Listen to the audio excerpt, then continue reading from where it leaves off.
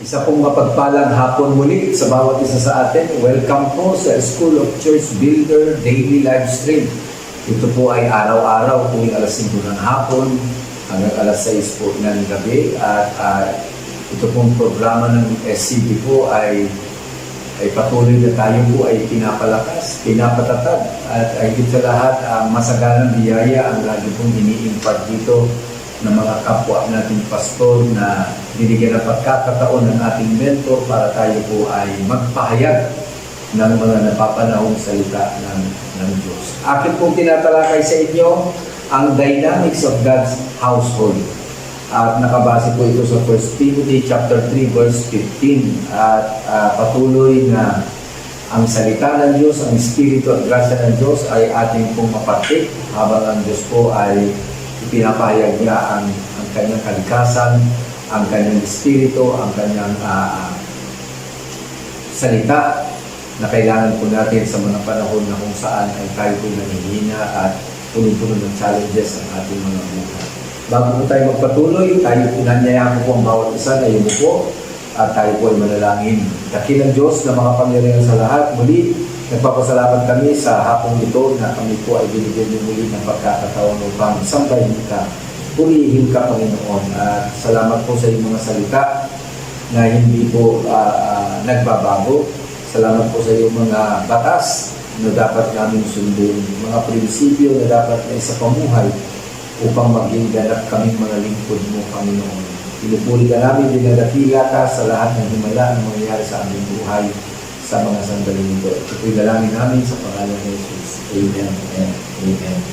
Again, in your screen, sabi po ng 1 Timothy chapter 3 verse 15, I write to you that though I hope to come to you shortly, but if I am delayed, I write so that you may know how you ought to conduct yourself in the house of God, which is the church of the living God, the pillar and ground of the truth. Ang aking pong tinatalakay sa inyo ay household dynamics. Ito po 1 Peter chapter 3 verse 15. Dito po ang sabi ni Pablo ay sumulat po siya kay Timothy. Paul aspired Timothy at ang sabi niya, that you may know. Okay? At alam naman po natin, hindi lang po siya apostol, kundi siya po ay guro. At bilang guro, tungkulin niyang makarating ang kanyang mga sulat sa kanyang mga estudyante o lalo na sa kanyang anak para aspire siya, no? Hindi lang yan para i-admonish si Timothy to behave because we are God's household.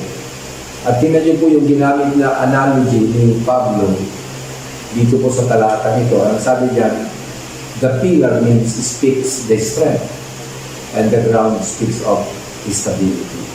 Tutuloy ko po sa inyo, based po dito sa talatang ating pong binasa, mga household killers, mga ugali na hindi makakabuti, mga ugali na pumapatay sa buhay at espiritu ng Diyos sa tahanan niya.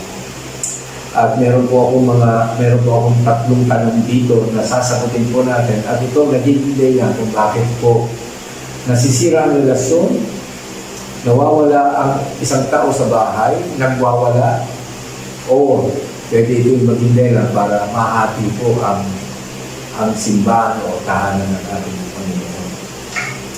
Unang-una po na katanungan na dapat natin sagutin at itong naging dahilan kung bakit ito'y sumisira sa relasyon sa loob ng bahay. Why do I always want more? Why do I always want more? In your screen, meron pong tanong dyan, what do you call it when output exceeds input? Ano pong tawag kapag ang isang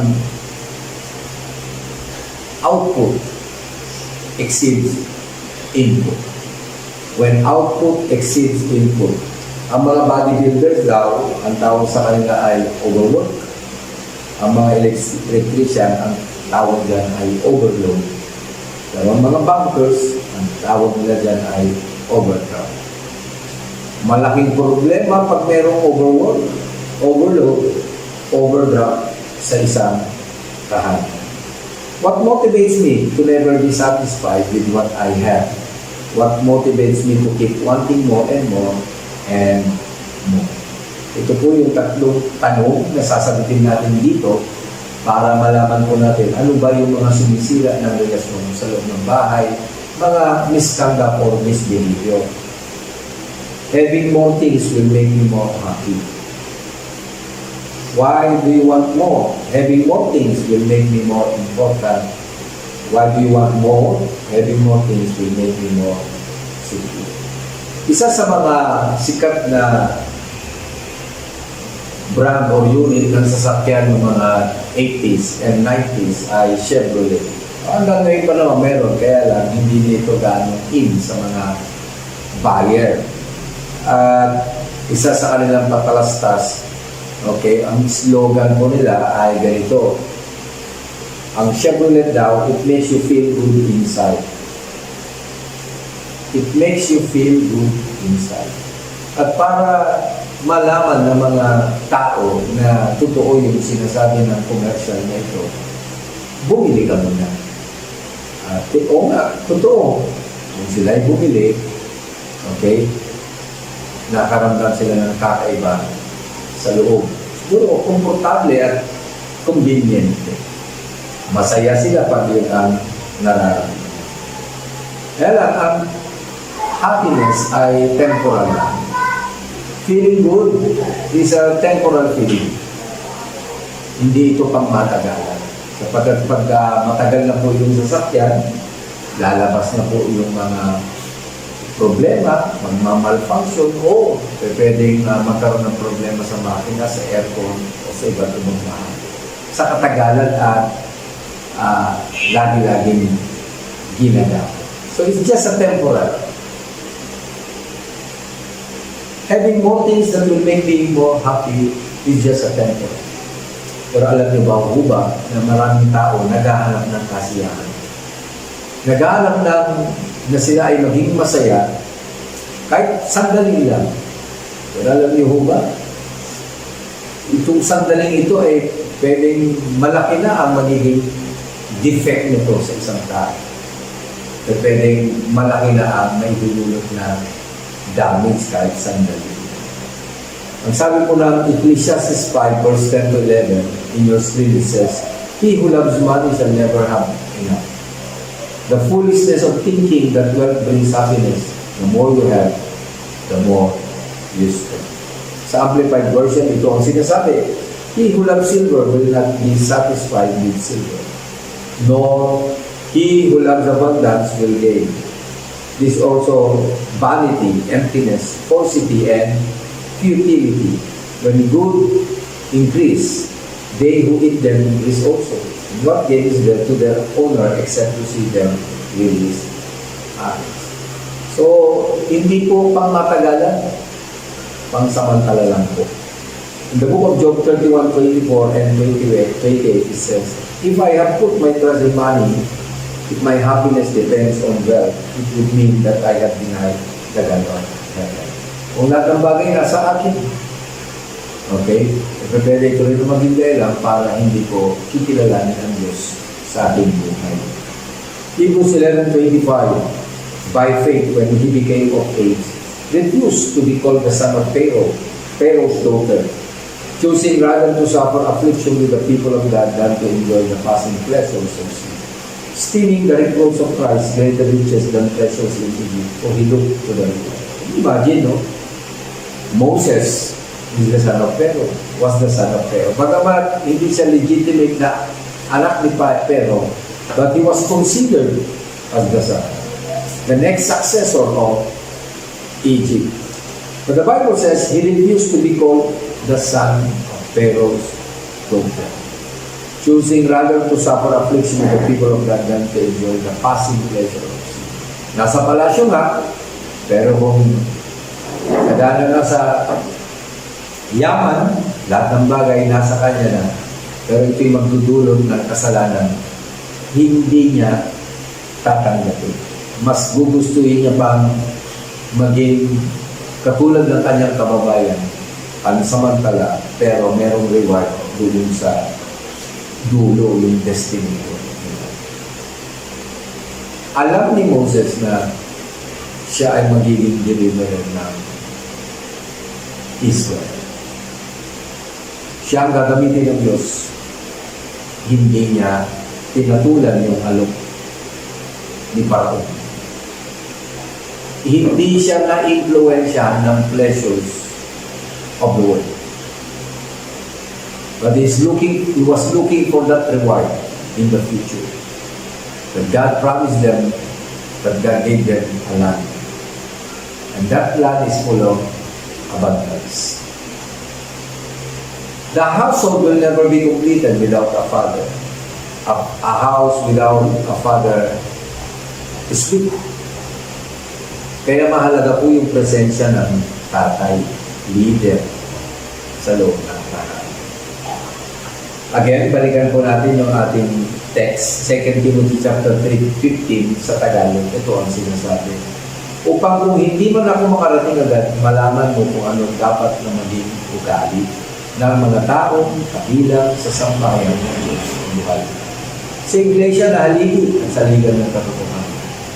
Ephesians 2:19, therefore you are no longer outsiders, exiles, migrants, aliens, excluded from the rights of citizens, but you now share citizenship with the saints, God's own people, consecrated and set apart for Himself, and you belong to God's own household. Ngayon pong hapon, nais ko pong ipakita sa inyo sa Biblia, meron pong isang pamilya, kwento, na kung saan ay makalupa pero makalangit po ang kahulugan.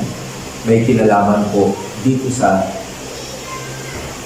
behavior or conduct na dapat na maisapamuhay ng mga miyembro ng isang tahanan.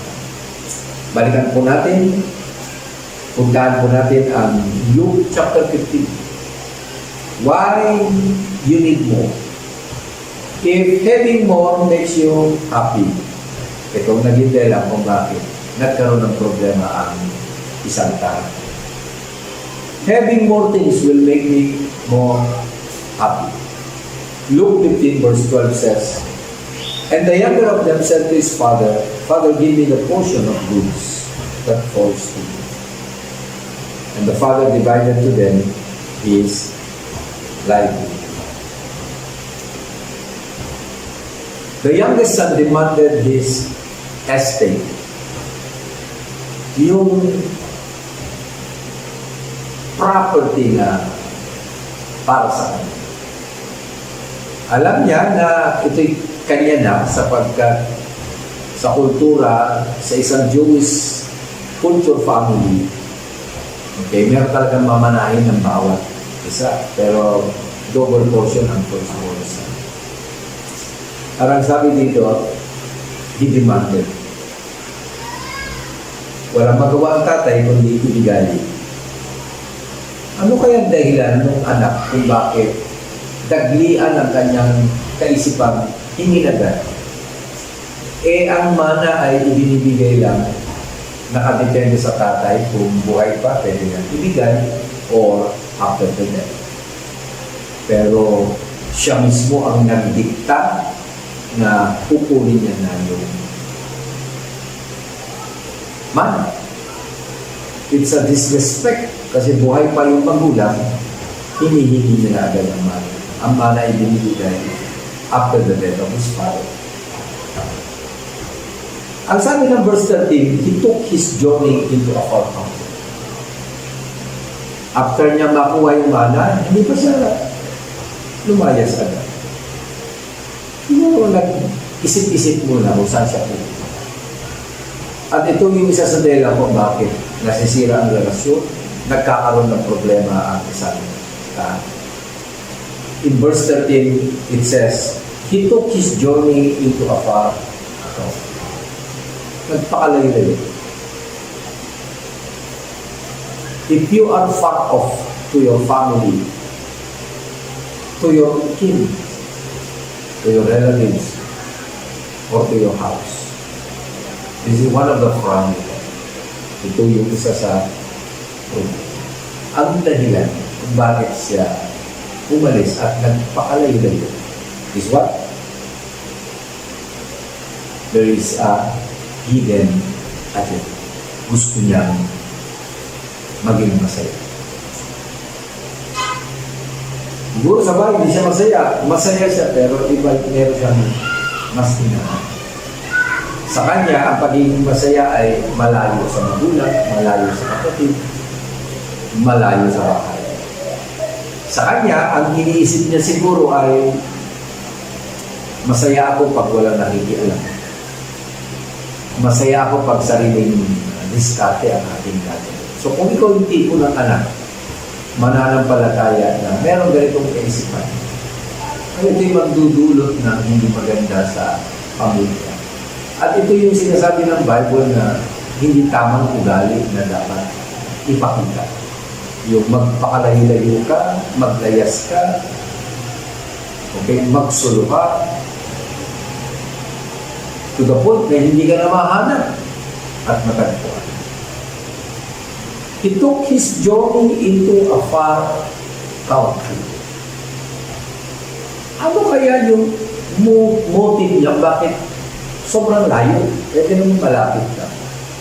Well, ang sabi diyan, and there wasted his possession. Being far off, verse 13 says, he wasted his substance. He dispersed, he scattered, he threw away. Yung nasabi ng Greek word. That person is foolish. Foolishness is one of the wrong conduct or misbehavior. Yung baliwalain, gastusin, walang tapos na expenses, scatter, disperse, throw away the blessings that God gave. It's a foolish thing to do. Kaya ang tawag pala ng Bible, the son was foolish. And in verse 13, downward, ang sabi dyan, he wasted his substance in what? Prodigal living or riotous living. Another source of misbehavior is being fleshly. Pagiging pamumuhay na makalaman. Hindi kayang supirin yung kagustuhan ng flesh. Ang flesh sa Bible in the book of Romans, hindi nagbibigay ng buhay, kundi nagbibigay ng kamatayan. So ayaw ng Diyos na tayo mag-behave, just like the world behave. The world is living fleshly. Pero tayo mga anak ng Diyos, we do not gratify the nature of the flesh. But we have to live in the Spirit so that we live there is life. The son was fleshly. Why? Because of prodigal living. Sa ibang translation, sabi niya, loose living. Walang sense of accountability. That is wrong conduct, misbehavior. Baba natin sa verse 15, ang sabi niya, then he went and joined himself to a citizen of that country. So, nagbago na lang citizenship. Nag-change na ng passport. Ang una siguro, patuntur lang hanggang sa nagustuhan niya yung lugar. So, nag-change address. Dati alien lang siya doon sa lugar na ngayon, part na ng country. Ang problema, nagkaroon ng kagutom, famine. And he was not exempted from that famine. To the point, he sent him into his fields to feed swine. Dahil naubos, naghanap ng trabaho. At ang trabaho niya, magpakain na ng swine. Ang swine sa Bible ay marumi. Na dating malinis, ngayon, nabubuhay na sa karumihan. Even yung kanyang work, hindi niya na pinili. Ang mahalaga sa kanya ay may trabaho. Di ba? Parang tayo, pag desperate na tayo, hopeless na, Kung ano-ano lang trabaho mo, pwede natin pasukin. Nawawala na po yung identity natin, yung destiny sa heart. Pamumuhay na marumi. This is one also of the misconduct, misbehavior na ipinortrait ng anak. Pati yung trabaho, hindi niya na pinipili.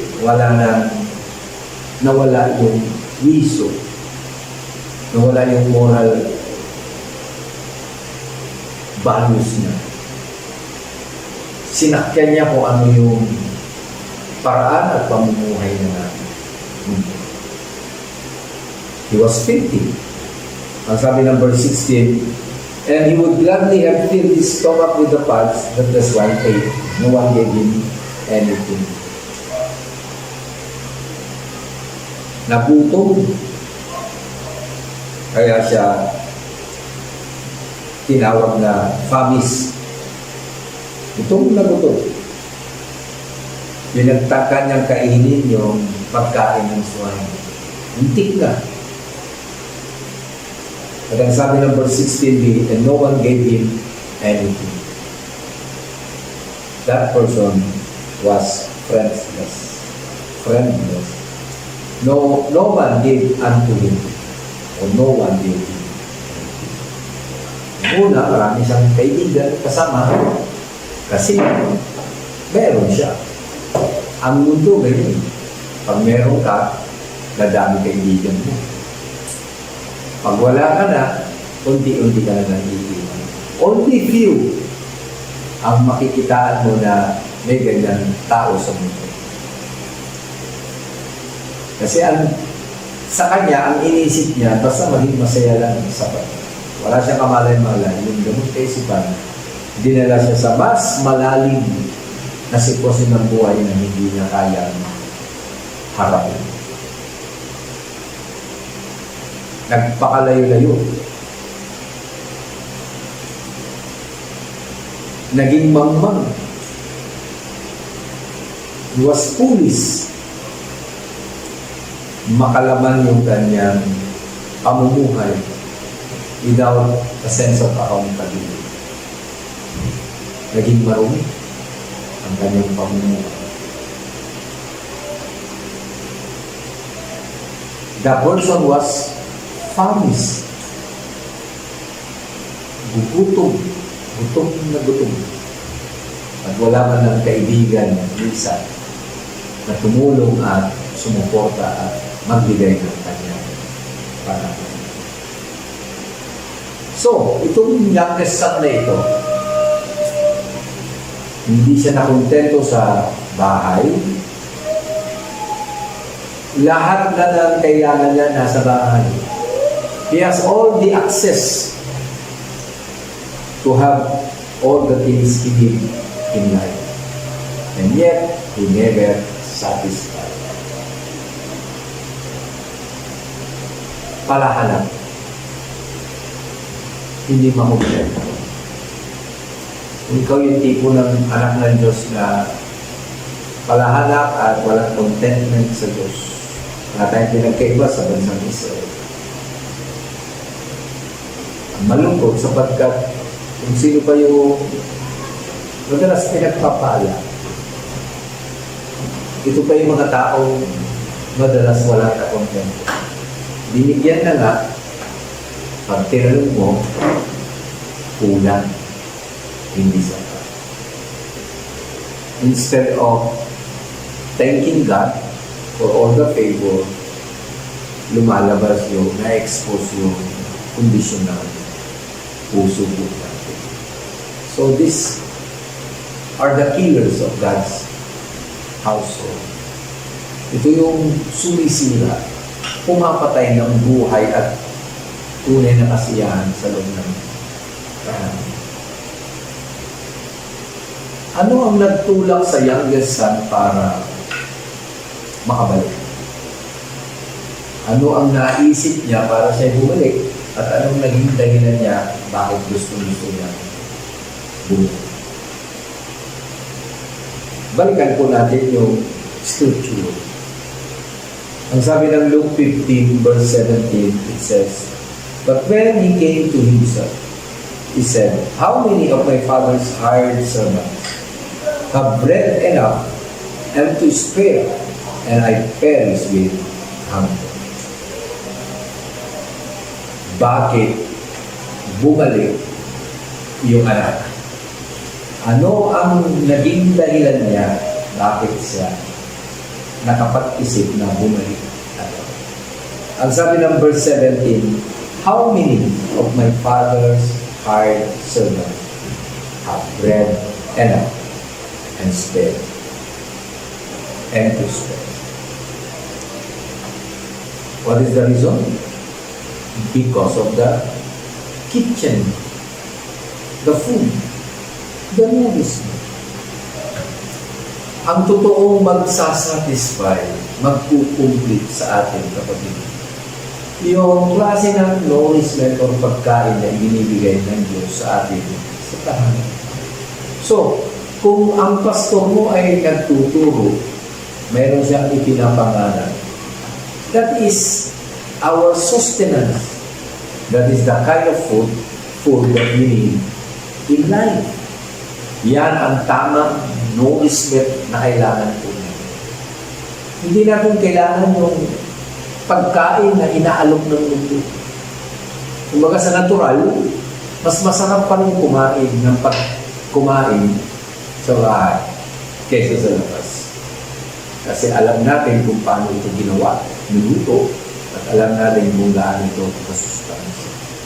Kaya pag kumain ka sa labas, hindi natin alam kung anong mga ginamit na ingredients, hindi natin alam kung sariwa o hindi, at paano siya ginawa at niluto at prito. Samantalang sa bahay, dahil lagi kang nandun, kalmante ka, because the house of God is the place of your protection. It's a place of your progress and promotion, prosperity, success. Doon nakaiba ang lahat ng kailangan. Anong nawala sa anak nung siya umalis? Yung access niya sa lahat ng pangangailangan. Pwede naman siyang mag-withdraw sa panahon na yun. Pwede naman siyang tumawag.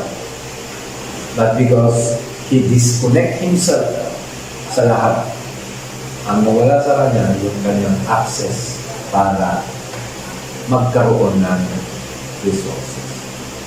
So mga kapatid, pag ikaw ay disconnected, lalayo,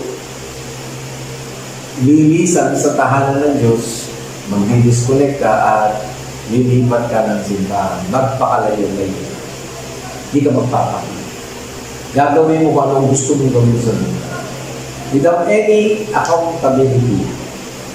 Ayaw mo merong pumipigil sa'yo, ayaw mo merong gumagabay sa'yo, ayaw mo merong nakakakita sa'yo, ayaw mo merong nagsasalita sa'yo. Well, wala tayong pagkaiba sa youngest son. Merong hindi magatnan, kahinatnan na mangyayari. Pagkatapos ng lahat, pag ito'y naubos at nagkaroon ng family, wala tayong sustenance, wala tayong soso. Samantalang pag ikaw ay nasa bahay ng Diyos, ang daming nakaibak na pagkain, feasting at the table. Hindi tayo maubusan because God is our provider. Matthew 4 verse 4 it says, "It is written, man shall not live by bread alone, but by every word that proceeds from the mouth of God." We should be like Peter. Sabi ng John 6:68, "Lord, to whom shall we go? You have the words of eternal life." We can only find eternal life in God's household. We can only find satisfaction in God's household. Maliban dyan, wala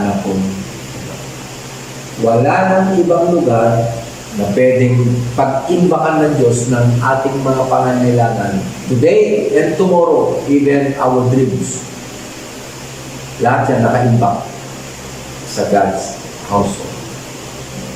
At kung tayo po ay mananatili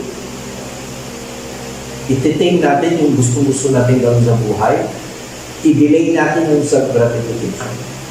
Nakakatiyak po tayo. Meron pong future ang bawat isa sa atin.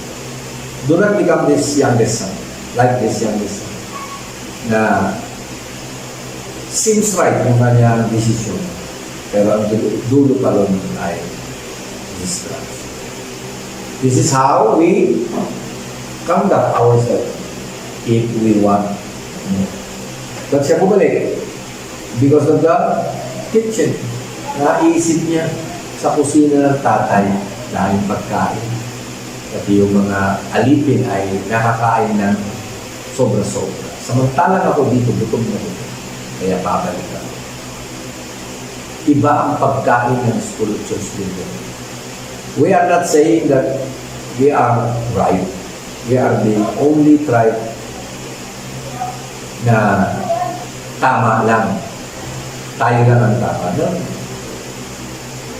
Alam naman natin na because of the graciousness of God, because of the connection of our mentor to our God, through Him, hindi tayo mauubusan na ipapakain sa mga membro ng ating pamilya. Sobra-sobra po ang kapahayagan, revelation, insight, understanding, foresight na binibigay ng pamilya. As long as we are connected with Him, as long as we have an access with God, and God has an access in our life, tuloy-tuloy po ang daloy sapagkat our church is the gateway of heaven. Amen? He came back because of the teaching. Second, Luke 15 verse 18 says, I will arise and go to my father, and I will say to him, Father, I have sinned against heaven and before you. Ang dahilan ba't siya bumalik, hindi lang dahil sa kusina o sa pagkain, kundi dahil sa kanyang relatives, family, kin, folk. Si tatay, yung kuya, at yung mga alipin, yun ang dahilan ba siya? So yung pagbabalik, hindi yung dahilan ay yung position. Ang concern mo yung makabalik ka sa ministry. Ang concern mo ay ma-restore ka agad. The motivation of this youngest son, I will come back to my father. Kanyang iniisip yung family, hindi yung ministry. So kung ikaw yung tipo ng manggagawang dati ay nasa ministry ka ngayon, balat na, at gusto mong bumalik, at ang motivation mo para maibalik ka sa ministry, ang pagbabalik ay sa tatay. Kasi ang tatay din ang magdidikta, ang magdidetermine kung bibigyan ka ulit ng posisyon. Nung nakabalik yung youngest son, binigyan ng singsing.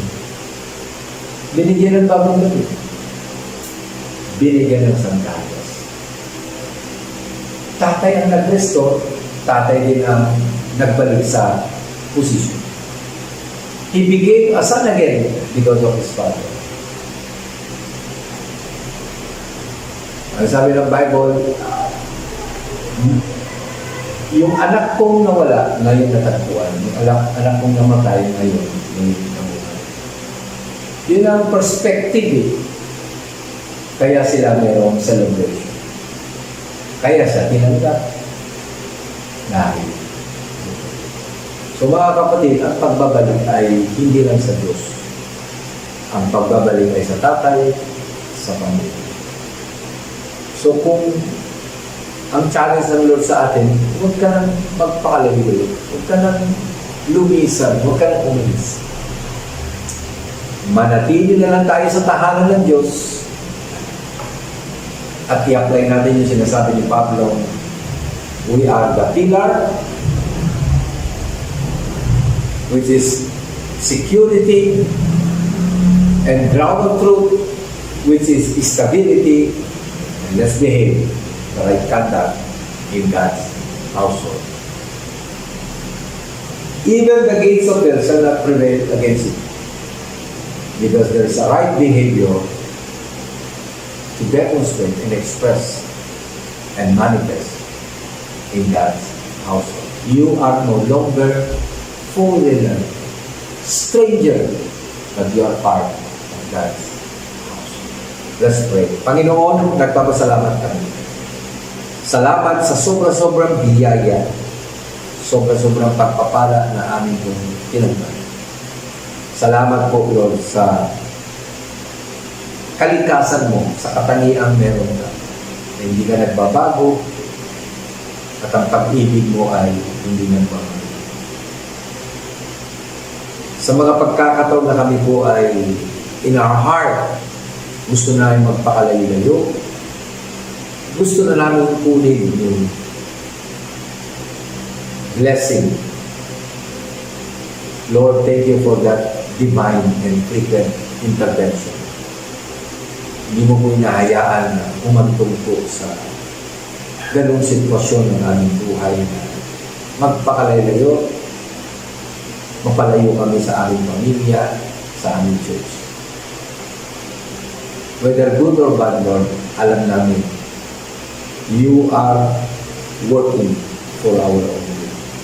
We are so blessed that we have a God, a Father, na nakakaunawa at nagbibigay ng lakas at enlightenment sa amin upang mapigilan namin ang aming sariling pagdesisyon na hindi tama ang sa iyong lahat.